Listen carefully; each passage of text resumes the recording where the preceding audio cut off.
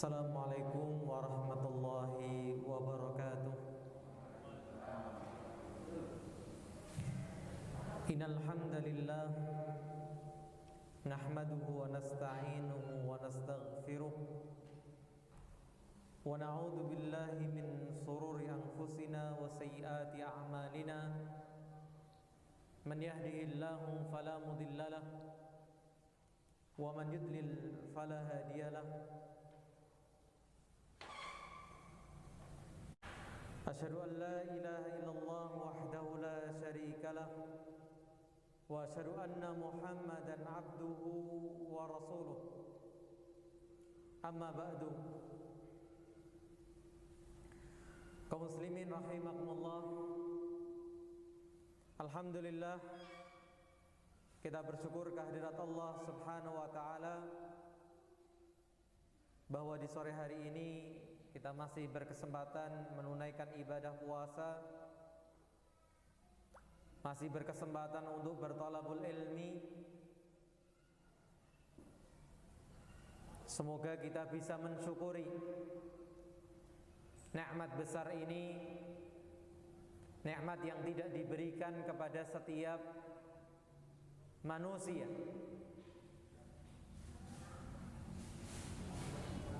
Dengan banyak memuji Allah, menggunakan nikmat besar ini dalam rangka mendekatkan diri kepada Allah Subhanahu wa taala.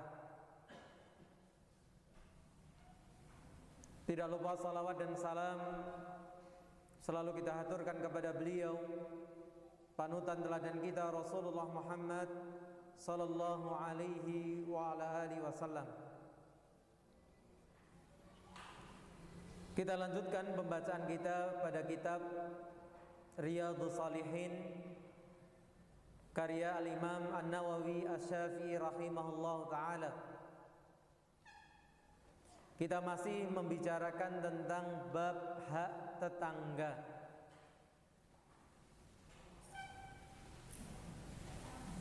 Setelah terakhir kita membaca bagaimana ancaman seseorang dikatakan tidak beriman, artinya tidak sempurna keimanannya, kalau tetangganya sampai merasa tidak aman dari gangguannya.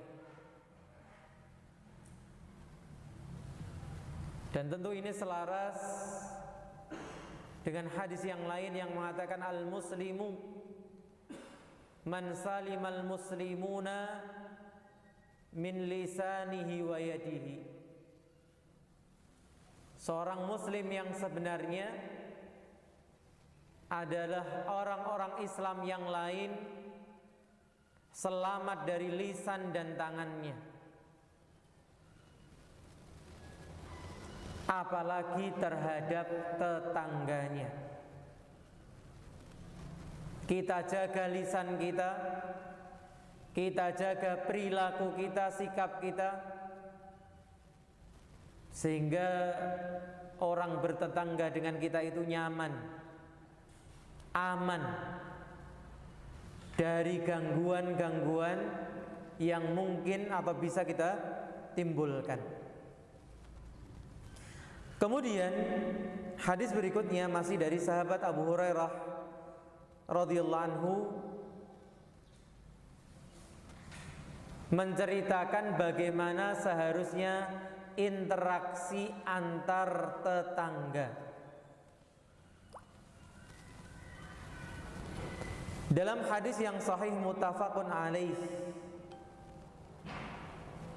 beliau Abu Hurairah radhiyallahu anhu menyebutkan anna Rasulullah sallallahu alaihi wasallam qala, bahwa Rasulullah SAW bersabda, la yamna jarun jarahu an yaghrisa khashabatan fi jidarihi. La yamna, jangan melarang, jangan mencegah siapa seorang tetangga terhadap tetangganya ketika si tetangga ingin, kalau kita artikan letter lux, yaghris itu menancapkan, diterjemah disebut apa? Menancapkan juga.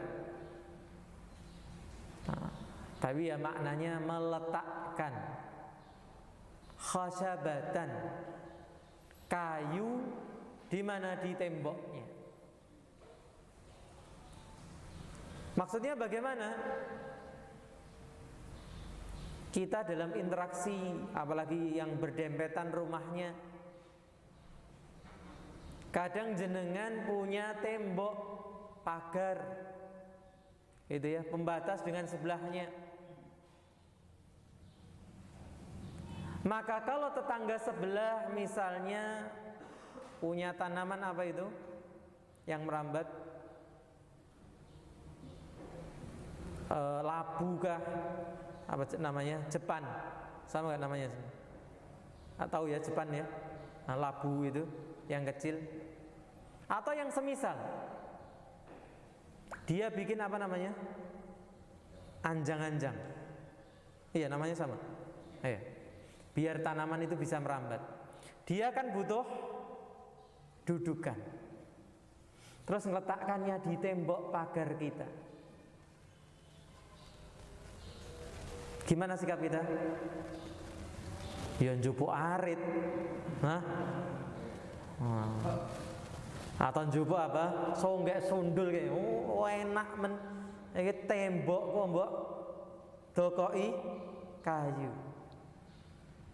Nah ini tidak terjadi kalau kita tahu ajaran Islam. Kalau kita tangga kita butuh meletakkan kayunya, entah tadi untuk bikin apa, anjang-anjang, iup-iup dan sebagainya, dengan satu catatan, tidak menimbulkan bahaya. Apa temboknya ya cuman tembok biasa, yang penting bisa jadi apa, penghalang pandangan orang. Jadi strukturnya itu bukan kita bikin kuat. Terus tetangga apa, letakkan belandar.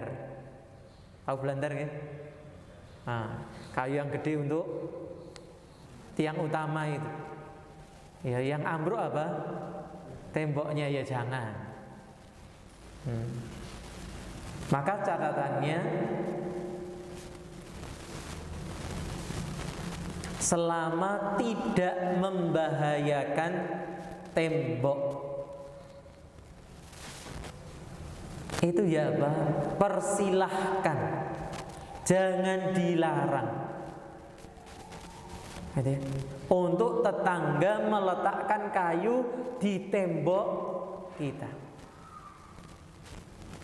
Ini gambaran betapa rukunnya seharusnya seorang muslim dengan tetangganya. Tapi kenyataan hari ini apa? Salah parkir sidik ya apa? Gembosi ya. Cete seret. Nah, ini nggak tepat. Ya kalau mau negur ya ditegur dengan baik, bicarakan dengan baik. Memang kadang ada sebagian orang ya yang ya tidak tahu diri juga, parkir gitu ya di depan pintu persis dan sebagainya. Ya tinggal ditegur. Oh itulah fungsinya apa? Kita hidup bertetangga, biar ada komunikasi. Nah, mungkin dia juga apa? Jarak gitu ya. Betul, masuk aja. Ini sebelah selatan masih longgar.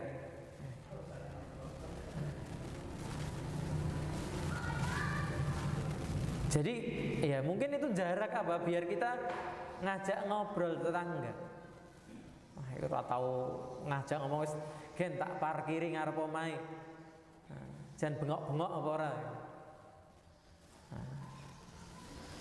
Maka subhanallah, inilah gambaran apa? Seorang muslim ketika bertetangga. Tapi ternyata ya keadaan itu sudah terjadi sejak zamannya siapa? Abu Hurairah. ajaran-ajaran yang dulunya diajarkan oleh Rasulullah SAW di zaman tabi'in sendiri pun sudah mulai luntur. Ya nggak heran hari ini, gitu. Maka beliau katakan, mali arakum anha mu'ridin. Kenapa saya ini melihat kalian sikapnya kok malah berpaling dari hadis ini? Dari ajaran seperti ini, dari anjuran seperti ini, Abu Hurairah melihat apa? Murid-muridnya, masyarakatnya ini berpaling. Cekcok kalau sudah urusan apa? Batas, masalah meletakkan ini dan sebagainya. Sampai-sampai beliau apa? Peringatan kerasnya mengatakan, wallahi la armiyanna biha baina aktafikum. Demi Allah, kalau nggak boleh diletakkan tembok mana, lemparkan ke pundak kalian, spikulen. Ya norak oleh didokok ke tembok apa arep mbok pikul. Sampai seserius itu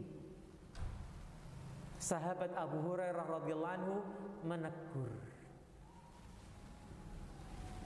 Maka ini menunjukkan apa? Ajaran itu mulai memudar, mulai luntur. Nah, apalagi hari ini. Jadi, kalau sekedar saya pernah sampaikan, kalau sekedar apa? Pagar mbok wis urunan. Kalau enggak yang duitnya luwih akeh ya legowo. Mas kene tak pagar kan satu pagar cukup. Sebagian kadang apa? Sampai 2 pagar nempel. Ya buat apa? Menyia-nyiakan material. Kecuali tembok itu memang tembok rumah. Kadang kalau cuma satu itu privasinya kurang. Yang di perumahan RSSS gitu ya, akan mungkin merasakan ya, satu tembok dijadikan untuk 2 rumah itu ya, kono klotak-klotik ya kerung. Nah, makanya ya nggak masalah kalau itu tembok rumah. Tapi kalau tembok pagar, kan satu itu sudah cukup. Maka ini subhanallah, ajaran mulia dari ajaran Islam.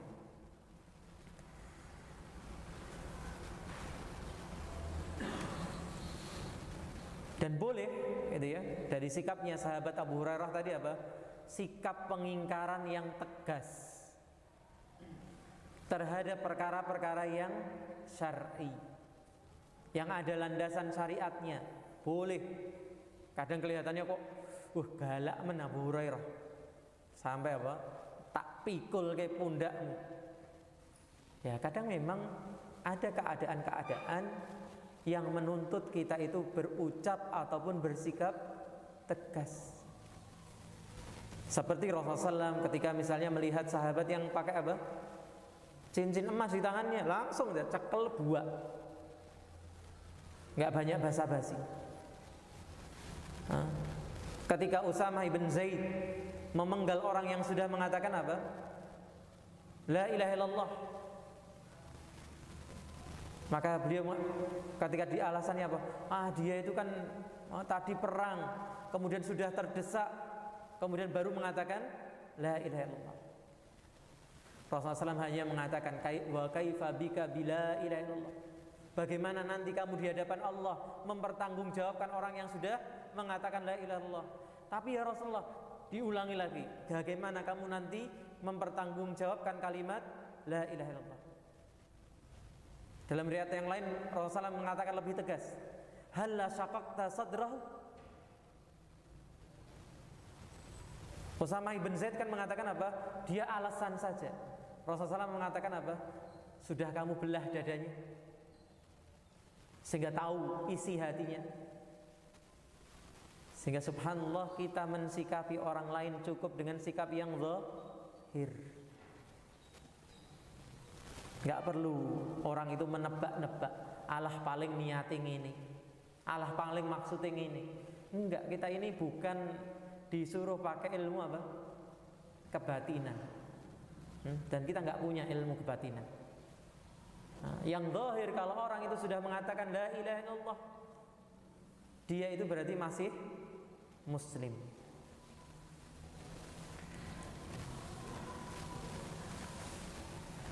Kemudian kembali kepada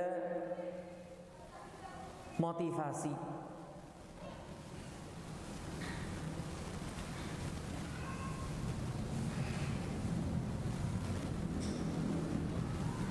Di mana masih dari sahabat yang sama, sahabat Abu Hurairah radhiyallahu anhu, bahwa Rasulullah sallallahu alaihi wasallam bersabda, "Man kana yu'minu billahi wal yaumil akhir fala yu'dhi jarahu."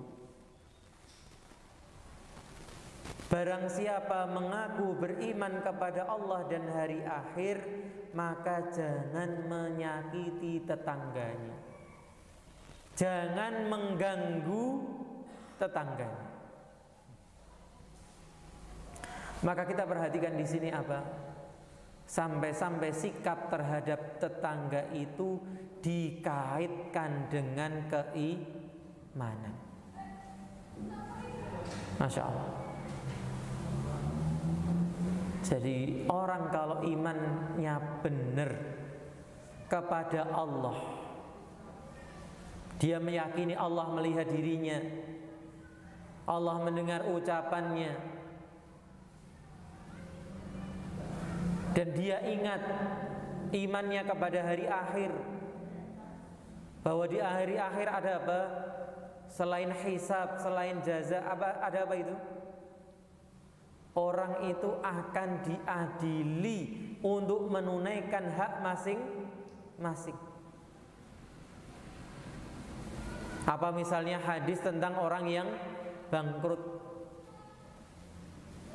datang di hari kiamat bawa bekal apa? Sholat, puasa, segunung. Ini menunjukkan apa? Hablum minallahnya bahasanya baik, sholatnya apik, posone apik.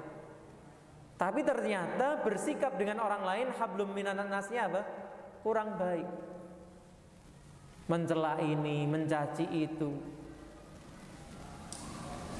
Sehingga apa kemudian akibatnya? Kebaikannya dikasihkan orang yang dizalimi, habis. Kebaikannya habis, terus apa? Dosanya orang lain dikasihkan dia. Na'udzubillah min dzalik. Berarti kita perlu menjaga sikap, gitu ya. Apalagi dengan tetangga yang hidup sehari-hari dengan mereka.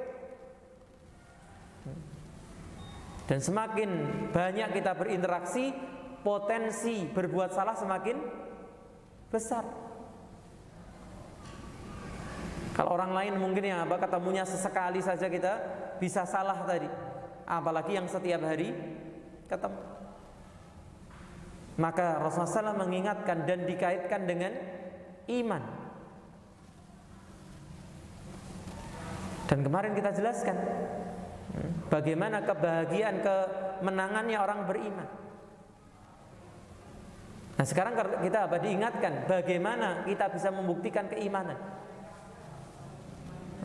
Kalau ngaku-ngaku iman gampang, tapi iman harus memenuhi 3 unsur: keyakinan dalam hati, ucapan dengan lisan, dan perbuatan dengan anggota badan. Jangan hanya berucap, jangan hanya meyakini, tapi tidak bertindak. Wa man kana yu'minu billahi wal yaumil akhir falyukrim dhaifahu. Ini bahasan lain, yaitu barang siapa beriman kepada Allah dan hari akhir, maka muliakanlah apa? Tamunya.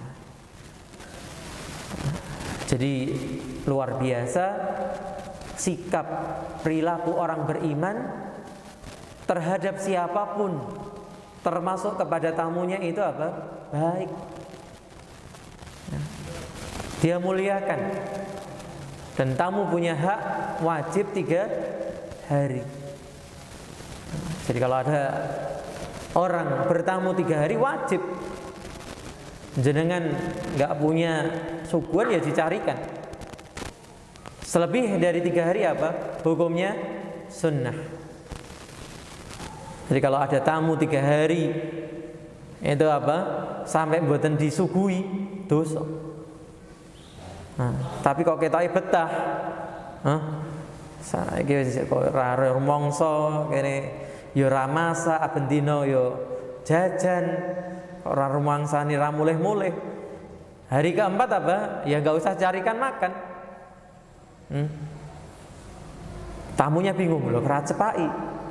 Ya enggak wajib. Gitu ya. Tapi hukumnya jadi anjuran, sunnah. Kalau memang ada kok enggak mau nyugui.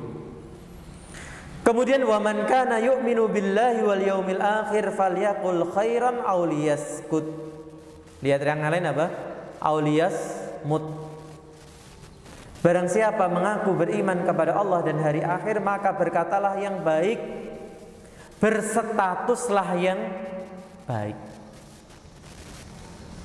Nah, hari ini mulutnya diam tapi statusnya enggak diam. Itu ya. Nah, ini yang perlu kita waspadai. Maka berkata-kata hari ini tidak hanya berkata-kata dengan mulut, berkata-kata juga dengan apa? Tulisan. Maka kalau kita memang mengaku beriman kepada Allah, mengakui Allah ada, melihat, mendengar setiap gerak-gerik kita, ucapan kita, perbuatan kita, dan ingat ada pembalasan di hari akhir, maka kalau berkata-kata itu ya berkata yang baik. Atau pilihannya yang lain apa? Ya diam. Kalau nggak bisa ngomong yang baik, diam saja. Maka diam itu bisa jadi emas kalau lawannya itu perkataan yang tidak baik. Tapi sebaliknya, diam itu apa? Bisa menjadi satu hal buruk kalau lawannya adalah seharusnya kita berbicara yang baik.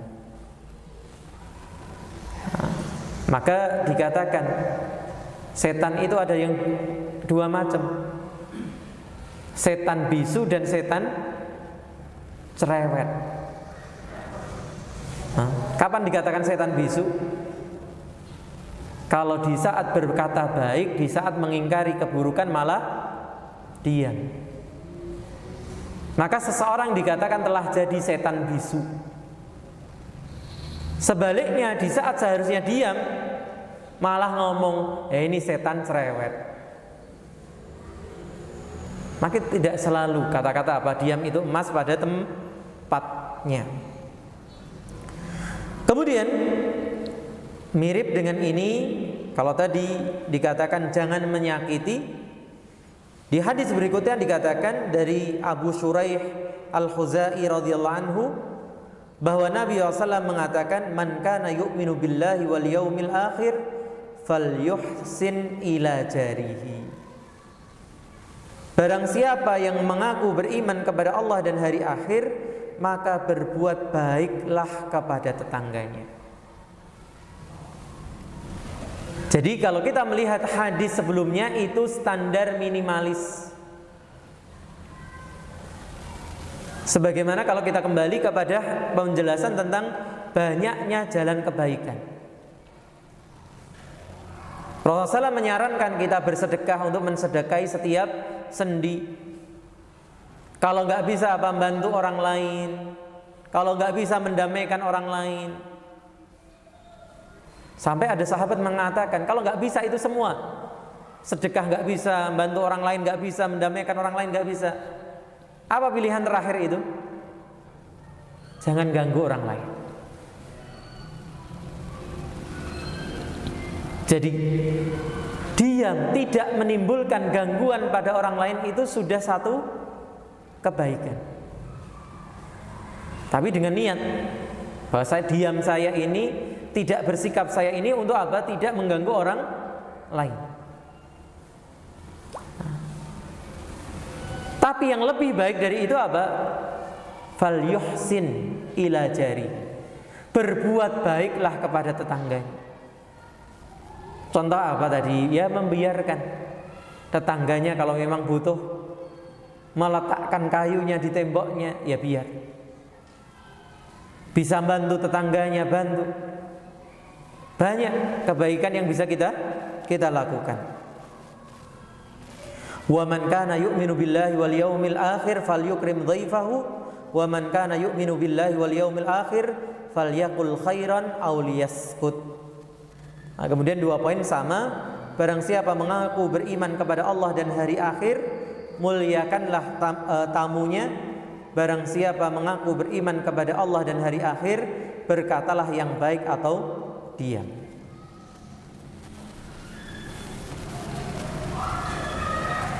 Kemudian dari Ummul Mukminin Aisyah, beliau pernah bertanya kepada Rasulullah, "Ya Rasulullah, innali jaraini." Wahai Rasulullah, saya punya 2 tetangga. Ila ayyihima uhdi. Kepada yang mana saya harus memberikan hadiah? Kalau hadiah hanya 1, punya 2 tetangga. Tetangga mana yang diberikan hadiah? Ya diparuh toh, Ustaz. Iya. Kalau barangnya bisa diparuh. Jadi kalau barang ada sebagian barang nggak bisa diparuh. Misalnya barang elektronik mau jenengan paruh gitu ya, ya nggak berfungsi. Maka Rasulullah mengatakan, ila aqrabihima minki baban, kepada orang yang paling dekat pintunya. Jadi kalau mau berbuat baik, itu bukan motivasinya apa? Ayo ki luwih cedak. Luwih cedak secara hubungan. Jadi biasanya ning ndi bareng. Biasanya aku nyeleh mobil gone dhek. Enggak. Kalau kita mau memberi sesuatu dan sesuatu itu terbatas, berikan kepada siapa? Yang paling dekat pintunya. Kenapa? Menjaga hati. Gitu kan? Ada 2 tetangga jenengan pojokan, terus enten sebelai. Maka jenengan apa? Ngasih hadiahnya sing dekat malah dilewati. Ya kalau pas nggak di depan rumah, kalau pas sapu-sapu teras, lah kok dilewati? Gawa kresek malah menggok kono kan gitu. Jadi subhanallah, bisa menimbulkan apa? Suudzon. Dan hal-hal yang bisa menimbulkan suudzon seperti ini sebisa mungkin apa? Ditutup. Jenengan gawa kresek ngeterke dagangan, gene sebelah, nggih ngomong, monggo ajeng teng sebelah ngeterke dagangan. Biar enggak apa timbul kecurigaan. Kono diteri kresek ini enggak, padahal dagangan. Siapa yang tahu dalilnya? Masya Allah ya. Sampai kayak gini aja ada dalilnya. Ada enggak dalilnya? Ada dalilnya. Apa dalilnya?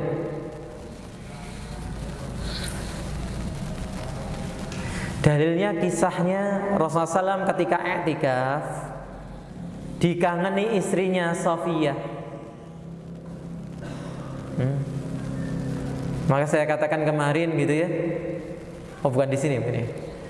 Nah, sebagian suami itu kalau dikangeni istrinya malah sikapnya cuek gitu ya. Nah ini nggak pas ya. Nah, bojonya nyusul di masjid pengen ketemu, nyapo dadak nyusul bareng ngisini. Ya gimana istrinya mau sayang malah sikapnya seperti itu. Tapi Rasulullah SAW apa ya? Menyempatkan diri untuk ngajak ngobrol sampai malam. Karena sampai malam akhirnya Rasulullah mengantarkan Safiyah pulang. Atau ketika masih ngobrol, ada dua sahabat yang lewat. Begitu lewat itu jalannya cepet-cepet, panggil. Kenapa dipanggil? Innaha Safiyah. Rasulullah menerangkan, iki sing tak jak ngobrol iki Safiyah, bukan wanita yang lain. Gitu ya. La ya Rasulullah. Bukan, kami enggak curiga. Enggak, saya ngomong ini apa? Supaya tidak membuka celah bagi setan. Jadi kalau ada celah yang bisa menimbulkan orang lain itu bersikap seutuhan kepada kita, kita dianjurkan untuk menutup celah tersebut. Maka di sini tadi saya contohkan, jenengan gowo kresek, napa isine dagangan, ngantarkan ke tetangga yang sebelahnya lagi, di depan rumah tetangga yang satunya sedang apa? Sapu-sapu, ya diharu-harui, resek-resek, le, ya ngerti yang nyapui resek-resek ini. Tapi itulah hidup kita apa? Basa-basi gitu ya. Oh nggih, monggo, tak niki ngantarke dagangan. Supaya tahu yang resek itu dagangan. Bukan kemudian apa? Kono teri buka, kene ra teri buka. Nah, ini bisa menimbulkan masalah. Subhanallah. Demikian indah Islam mengajarkan kepada kita adab bertetangga. Kemudian hadis terakhir di bab ini, yaitu apa yang disebutkan oleh Abdullah bin Umar radhiyallahu anhuma. Qala Rasulullah sallallahu alaihi wasallam, khairul ashabi indallahi ta'ala khairuhum li sahibihi. Sebaik-baik sahabat di sisi Allah kelak itu yang paling baik dengan sahabatnya. Jadi subhanallah, ini menunjukkan apa? Pertemanan dalam Islam itu dihargai. Makanya kita dianjurkan milih teman yang baik. Nah, selain kita milih teman yang baik, kita juga dianjurkan, diarahkan untuk berbuat baik kepada teman. Semakin baik sikap kita terhadap teman, nanti kedudukan kita juga semakin baik di sisi Allah. Kemudian yang berkaitan dengan bab kita, wa khairul jirani indallahi ta'ala khairuhum li jarihi. Dan sebaik-baik tetangga di sisi Allah adalah yang paling baik dengan tetangganya. Jadi subhanallah, ketika syariat-syariat ini ditetapkan, bukan kemudian sekedar untuk kemanfaatan hidup di dunia. Jelas kemanfaatan hidup di dunia kita dapatkan, punya teman baik, bersikap baik dengan teman, dengan tamu, terlebih dengan tetangga, itu akan menjadikan hidup kita tentram. Tapi jangan lupa bahwa semua itu juga ada penilaiannya di mana? Di sisi Allah. Jadi apa yang kita lakukan, jika itu sesuai dengan syariat, ada nilainya. Maka ini mengingatkan kepada kita firman Allah yang mengatakan apa? Ya ayyuhalladzina amanu udkhulu fis-silmi kafatan. Wahai orang yang beriman, masuklah kalian kepada Islam itu secara utuh, secara kafah. Jangan hanya memandang Islam ini urusan sholat, urusan poso, urusan sedekah, enggak. Begitu banyak urusan-urusan kebaikan yang apa? Bisa kita tabung pahalanya. Dan lagi-lagi saya mengatakan apa? Inilah motivasi ajaran kita. Islam tidak sekedar mendorong kita jadi orang baik, tapi menjadi orang terbaik.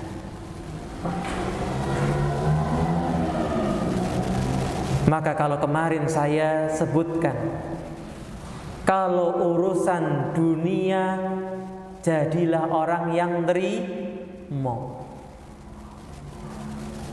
Tapi kalau urusan akhirat enggak. Kita harus ingin menjadi orang yang terbaik. Maka ingat para ulama kalau menerangkan masalah itsar. Apa itu itsar? Wa yu'thiruna ala anfusihim walau kana bihim khasasah. Sifatnya orang-orang Ansar, mereka mendahulukan orang-orang Muhajirin meskipun mereka sendiri punya kebutuhan. Dalam hal apa itsar itu? Dalam urusan dunia. Antre gitu ya. Ada orang yang lebih sepuh. Monggo jenengan dulu. Tapi kalau urusan akhirat enggak. Bahwa dengan yang lebih sepuh apa enggak, aku dhisik ngarep. Apa sof? Itu seharusnya demikian, bukan dibalik. Gitu. Hari-hari begini atau semakin dekat dengan Idul Fitri itu ngenes, gitu ya. Memprihatinkan kita melihat orang pembagian sembako, pembagian apa zakat, sepuh-sepuh, disikut sama yang muda-muda. Giliran masalah sholat apa? Monggo jenengan. Nah ini kebalik. Maka seorang muslim jadi yang terbaik untuk urusan apa? Akhirat. Gak ada urusan akhirat ngalah. Tapi ngalah itu untuk urusan dunia.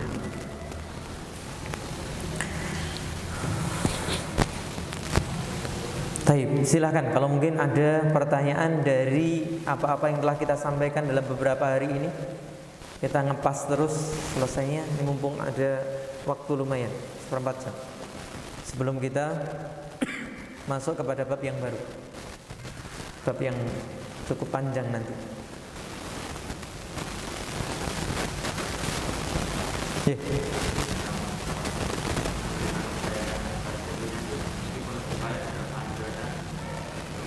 Iya.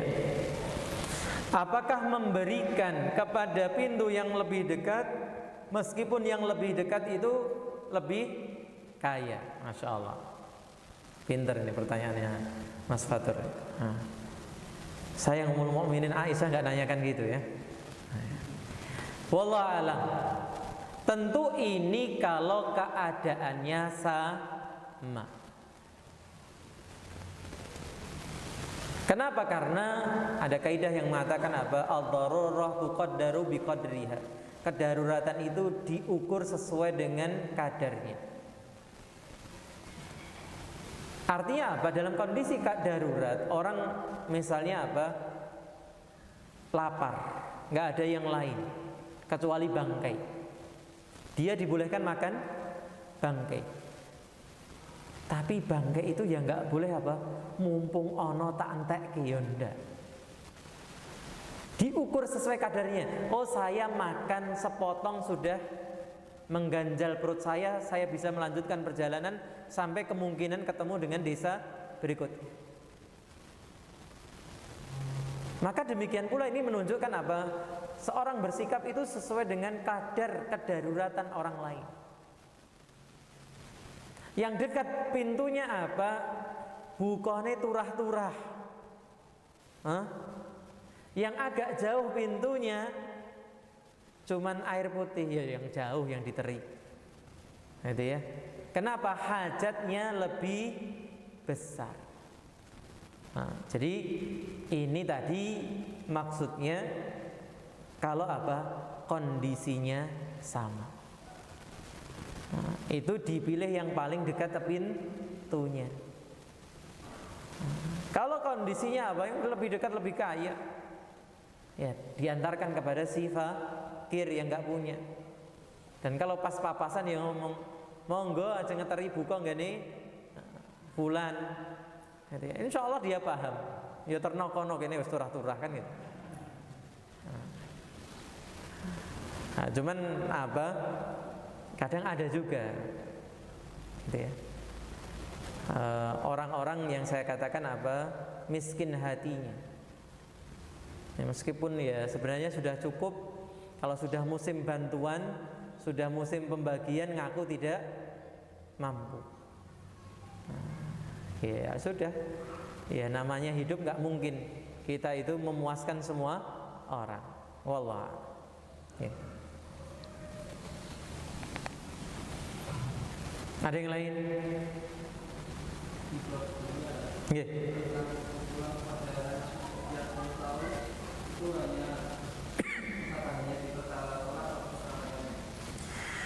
Apakah masalah memukul anak yang sudah 10 tahun itu hanya terbatas masalah sholat atau juga perkara lain? Nanti. Maka sebagian memang mengkhususkan karena nasnya hanya berkaitan dengan sholat. Tapi yang kemudian apa? Keterangan para ulama lainnya mengatakan boleh perkara-perkara lain yang berkaitan dengan hak Allah ataupun hak sesama manusia. Supaya apa? Si anak ini menghargai haknya Allah ataupun lebih-lebih haknya manusia. Jadi jangan sampai kemudian kalau hal itu hanya berkaitan dengan hal pribadi kita, bocah ya, sudah nggak sengaja gitu ya, dia ingin bantu nyuci piring, terus apa? Pecah, dipukul, ini nggak tepat. Tapi kalau kemudian apa? Dan kita kembali kepada yang kita terangkan, pukulan ini adalah pukulan pendidikan. Bukan pukulan apa? Kemarahan kita, luapan emosi kita, bukan. Sehingga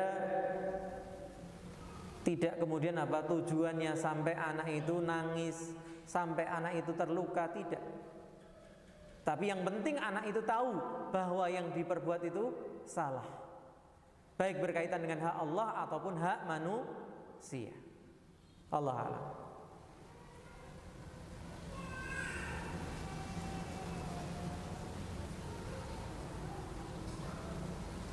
Ada yang lain? Ibu-ibu?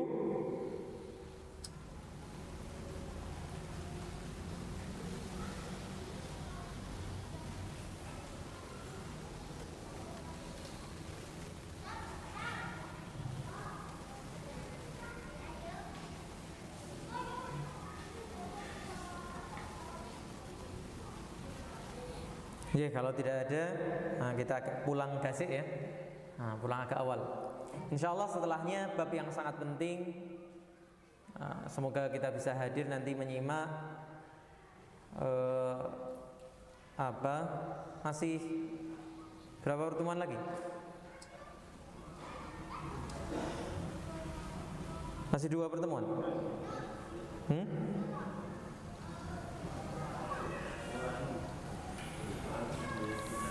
28. Ya, semoga masih 2 pertemuan lagi ya. Apa itu? Tentang birrul walidain dan silaturahim. Jadi ya, semoga Allah memberikan kemudahan untuk semuanya. Wallahu ta'ala alam. Semoga bermanfaat. Jazakumullahu khairan telah menyimak. Wa sallallahu ala nabiyyina Muhammadin wa ala alihi wa sahbihi ajma'in. Subhanakallahumma wa bihamdika asyhadu an la ilaha illa anta astaghfiruka wa atubu ilaik. Assalamualaikum warahmatullahi wabarakatuh.